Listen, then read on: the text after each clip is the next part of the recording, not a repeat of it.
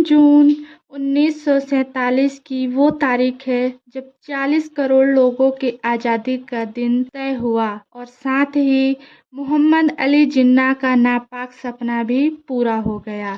भारत पाकिस्तान के बंटवारे के लिए लगभग 73 दिन का समय दिया गया था, लेकिन ये बंटवारा इतना भी आसान नहीं था। जमीन, दरियाएं, भारत के पड़े नकदी का बंटवारा, इसके अलावा रिजर्व बैंक के तहखाने में पड़ी सोने की ईंटें, मैले कुचैले नोट, इन सभी चीजों का भी बंटवारा होना था। इस बंटवारे का किस्सा डोमिनिक लैपियर के फ्रीडम एट मिडनाइट में बयां किया गया है। इस बंटवारे के लिए 2 अधिकारियों का चुनाव किया गया था। एक थे M.H. पटेल तो दूसरे चौधरी मोहम्मद अली। इन दोनों के नीचे बहुत से छोटे बड़े हर तरह के अधिकारी भी थे जो अपनी अपनी रिपोर्ट बनाकर दोनों अधिकारियों को भेजते थे और इन सब के अध्यक्ष माउंटबेटन थे। इस बंटवारे की शुरुआत देश के नाम से हुई, फिर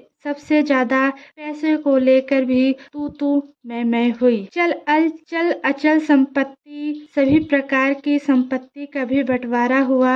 यहाँ तक कि हर दफ्तर में रखे मेज, कुर्सी आदि इन सभी सामानों का भी बंटवारा हुआ। यही ही नहीं, भारत के लाइब्रेरी में पड़े पुस्तकों का भी बंटवारा हुआ, जिसमें ब्रिटानिया को भारत पाकिस्तान के इस तरह बांटा गया कि पहला खंड भारत को, दूसरा खंड पाकिस्तान को दिया गया, फिर तीसरा खंड दोबारा भारत को दे दिया गया।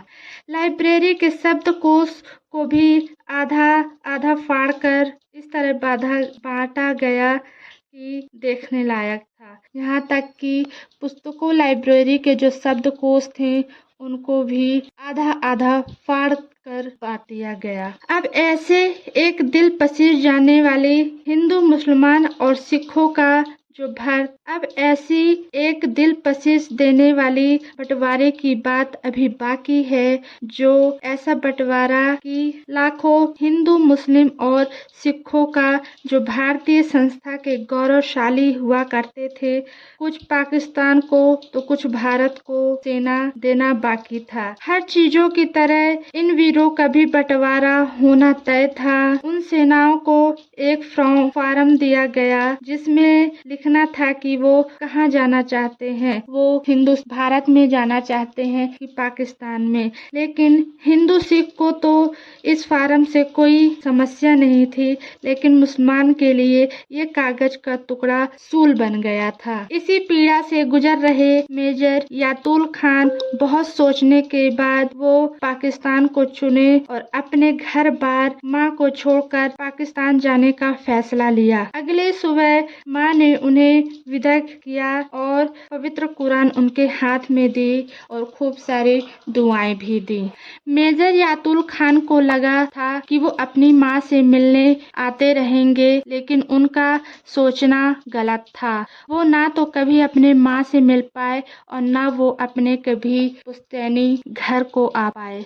कुछ महीनों के बाद कश्मीर में पाकिस्तान की अगुवाई कर रहा था यातुल खान, और जो भारतीय फौज की टुकड़ी थी उनसे लोहा ले रहा था। उसके कमांडर यातुल खान की तरह मुसलमान ही थे, मतलब कि भारत के कमांडर यातुल खान की तरह मुसलमान ही थे।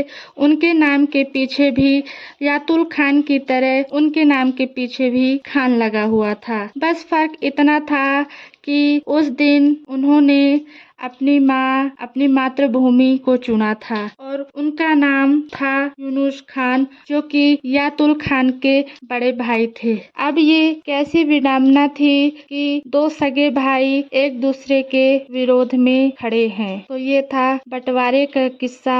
आपको यह किस्सा कैसा लगा प्लीज कमेंट करिएगा और सब्सक्राइब करिए। हम आपके लिए ऐसे ही कुछ बातें, कुछ किस्से लाते रहेंगे। धन्यवाद।